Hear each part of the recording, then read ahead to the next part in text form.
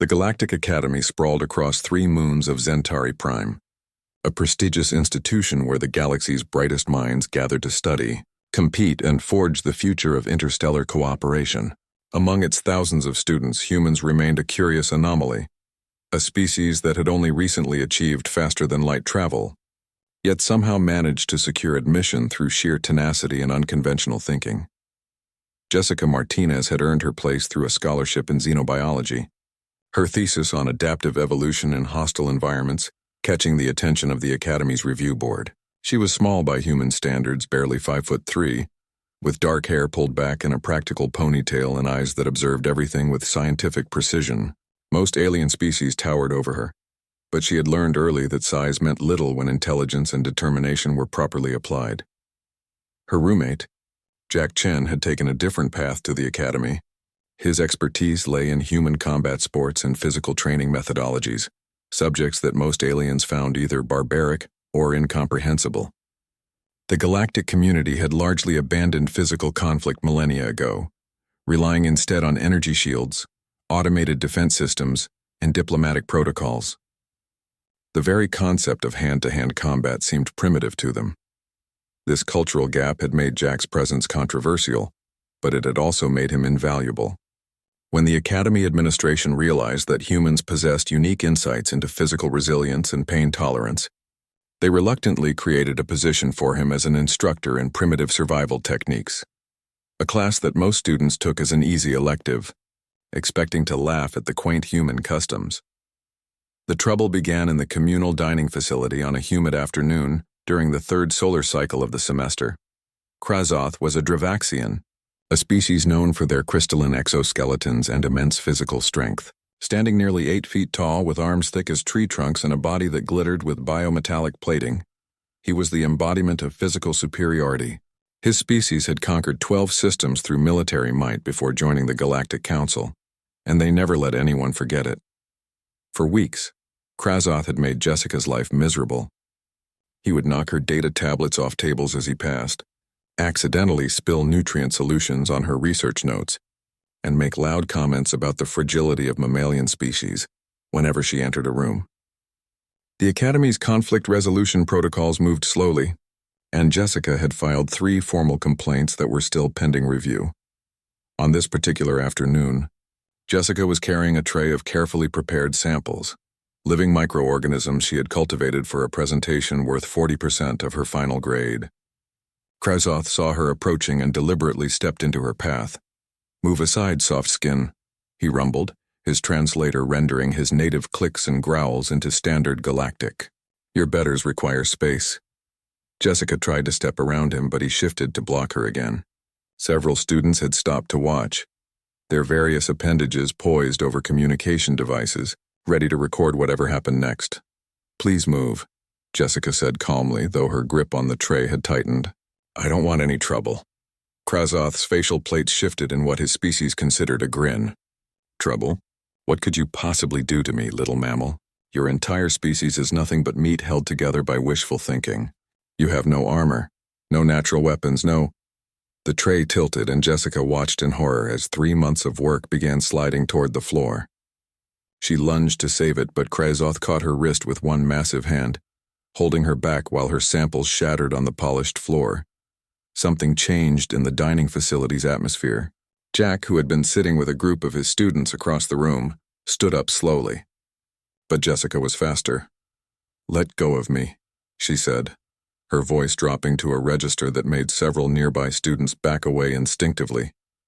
Krazoth laughed, a sound like stones grinding together. "Or what, will you file another complaint? Will you cry to the administrators? Go ahead, human. Hit me then!" He released her wrist and spread his arms wide, his chest plates gleaming. "Give me your best effort. I promise my species' medical technology can regenerate whatever damage you cause to your fragile little hands." The crowd had grown larger. Students from a dozen species watched with a mixture of curiosity and concern. Humans were known for their emotional volatility, but surely even they understood the futility of physical confrontation with a Dravaxian. Jessica looked down at her ruined work. 3 months of careful cultivation reduced to broken glass and dying organisms. She looked up at Krazoth's mocking expression. Then she looked over at Jack, who gave her the slightest nod. She had attended every one of his classes, even though they weren't required for her major. She had learned about leverage, momentum, and the physics of force transfer. She had learned about human pain tolerance and how her species' persistence hunting heritage had gifted them with unusual endurance. Most importantly, she had learned about the one advantage humans possessed that most aliens had engineered out of their genetics millennia ago. Humans were still apex predators. Even if they wore lab coats now, Jessica's stance shifted, her weight dropping to the balls of her feet. Krazoth didn't recognize the movement as preparatory. Why would he? His species had forgotten such things. Her fist struck him just below where his chest plates met, in a gap she had observed during weeks of careful study. It wasn't a wild swing, but a precise, rotating punch that started from her legs, transferred through her hips, and exploded through her shoulder. Every kilogram of her body weight, every muscle fiber aligned in that single moment of focused violence. The Dravaxians' biology was impressive, but evolution had made certain trade-offs. Their crystalline armor protected them from energy weapons and slashing attacks, but it was rigid.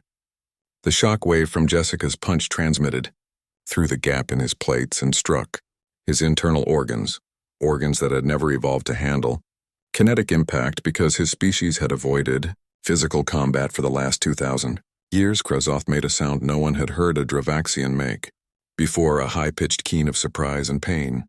His knees buckled. He collapsed, 8 feet of biometallic muscle crumpling like a building with its foundation removed. The dining facility had gone absolutely silent. Jessica stood over him, cradling her hand, which she had definitely broken, if the rapidly swelling knuckles were any indication. "You told me to hit you," she said quietly. "You promised it wouldn't hurt you. Looks like you were wrong about human fragility, too." Jack was already moving through the crowd with a medical kit. "Security's going to have questions," he said, examining her hand with practiced efficiency. "Let them ask," Jessica replied, not taking her eyes off Krazoth, who was still curled on the floor, his breathing labored. "I have witnesses. He gave explicit permission, and he was restraining me against my will." As medical personnel arrived to tend to both students, word of the incident spread through the academy like wildfire. By the next solar cycle, every species with access to the student network had seen the footage. The human had done the impossible. She had dropped a Dravaxian warrior with a single punch.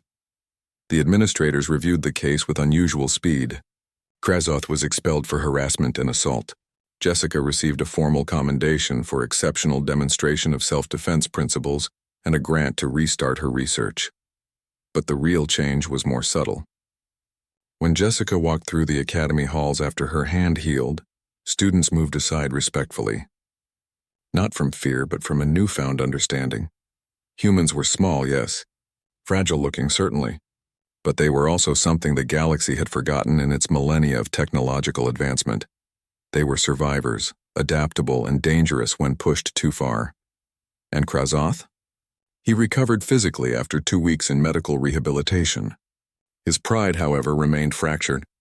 He transferred to a different academy in a distant system, where hopefully no one had heard the story of how a human half his size had put him on the floor with a single punch. In Jack's next class, attendance doubled.